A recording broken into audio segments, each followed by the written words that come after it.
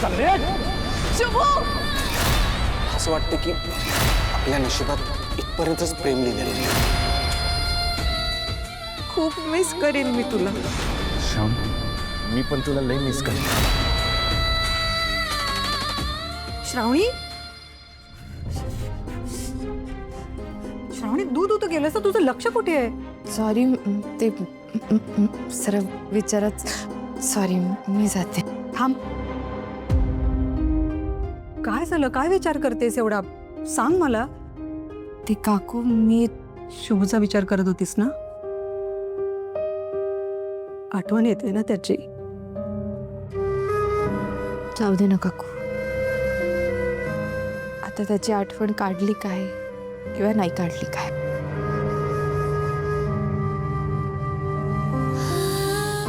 Sorry श्रावणी. अगं, त्या दिवशी मी गप्प राहिले नसते ना तर हे सगळं घडलंच नसतं. हे सगळं माझ्यामुळे घडलं. काकू, नाही, मी थोडी हिंमत केली असते आणि खरं सांगितलं असतं ना तर आज चित्र काहीतरी वेगळं असतं ग. मी माझ्या पिऊसाठी खोटं बोलले. मी स्वार्थी आई बनले. मी तुझ्या सुखाचा जराही नाही विचार केला ग. मला माफ कर. अगं काकू, तू इथे बघ, इथे बघ. काय करतेस तू? हे तुझं काही चुकलं नाही.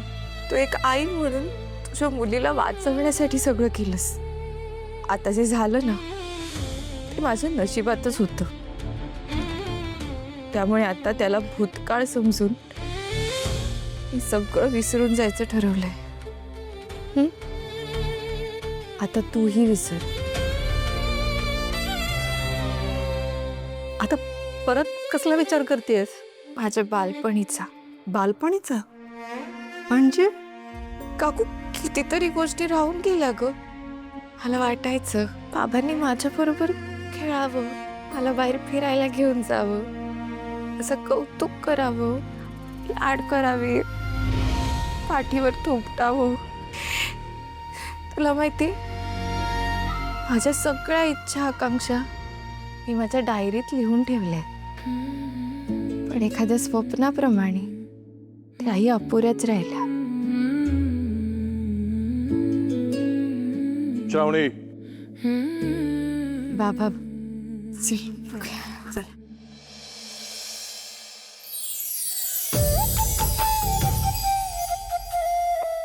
हे काय? कळेल. प्रश्न विचारू नकोस, यातली एक चिठ्ठी काढ. बरं.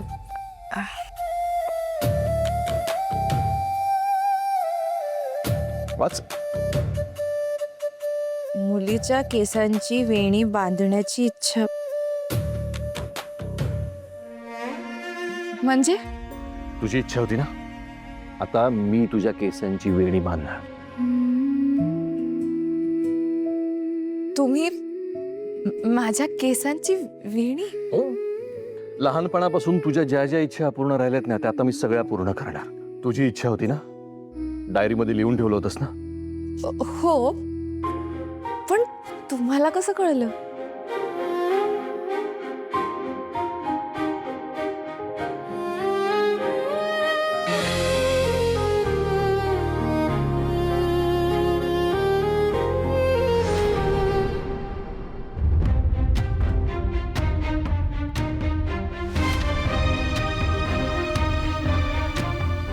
लहानपणापासून बाबा मला नेहमी दूर ठेवत आले. त्यांनी कधी माझ्याकडे प्रेमाने एक नजरही टाकली नाही. लहान असताना मला खूप वाटायचं की त्यांनी मला जवळ घ्यावं, माझे लाड करावे, माझ्याशी बोबडं बोलत माझ्याबरोबर खेळावं. पण यातलं काहीच झालं नाही. आता हे फक्त एक स्वप्नच आहे. हे कधी पूर्ण होईल की नाही माहीत नाही. मी खरंच एवढी कमनशिबी मुलगी आहे? बाबांनी कधीच माझी वेणी बांधली नाही, मला शाळेत सोडलं नाही, खेळ खेळले.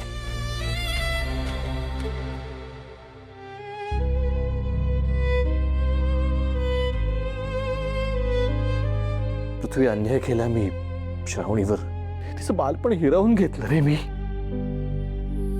भैया, हे बघ, जे झालं ते झालं.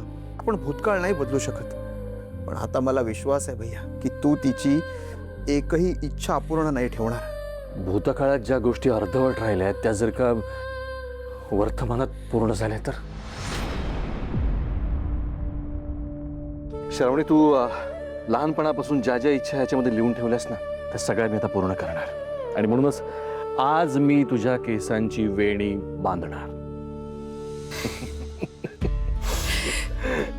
मला तर हे सगळं स्वप्नासारखंच वाटतंय. कशाला बाबा? स्वप्न नाही, हे सत्य आहे श्रावणी.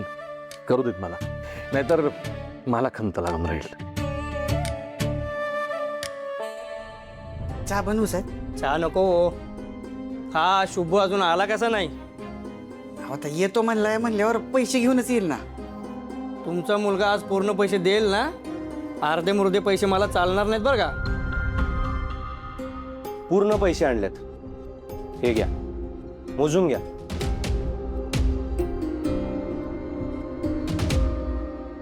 अरे वा, पूर्ण पैसे आहेत की.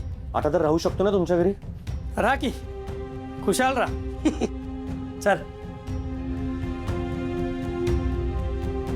आई आणि सानू कुठे आहे? माहित नाही कुठं गेला आता.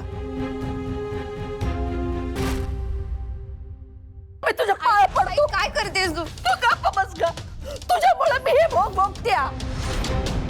स्वीटी, पाया पडतो मी तुझ्या, हात जोडतो तुझ्या पुढं. काहीतरी विचार कर. मी बोललो होतो का नाही तुम्हाला? बोललो होतो का नाही?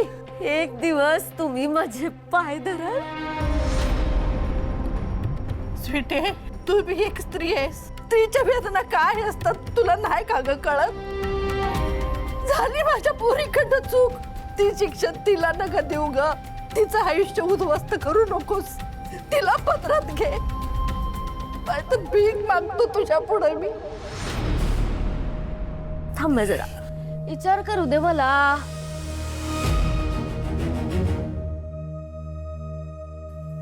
आत्या, तुमचा इमोशनल ड्रामा बघून का नाही मला तुमची थोडीशी दया आली आहे खरं.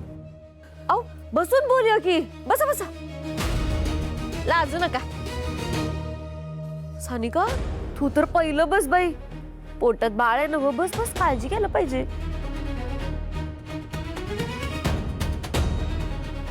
तर आत्या, माझा भाऊ इंद्रनील आणि तुमची लेक सानिका यांचं लगीन लावून द्यायला तयार आहे मी.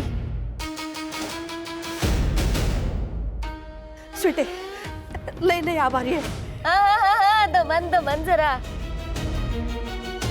माझी एक अट पण आहे. हे लगीन त्याच दिवशी होणार ज्या दिवशी श्रावणी आणि रुद्र सरांचं लगीन होणार आहे. इंद्रनील, तयार आहेस ना? आणि ऐका, एकाच दिवशी एकाच वेळी एकूण 3 लग्न पार पडणार आहेत. पहिलं श्रावणी आणि रुद्र सरांचं, दुसरं इंद्रनील आणि सानिकाचं, आणि तिसरं सौंद्यात महत्वाचं शुभू आणि माझं लगीन.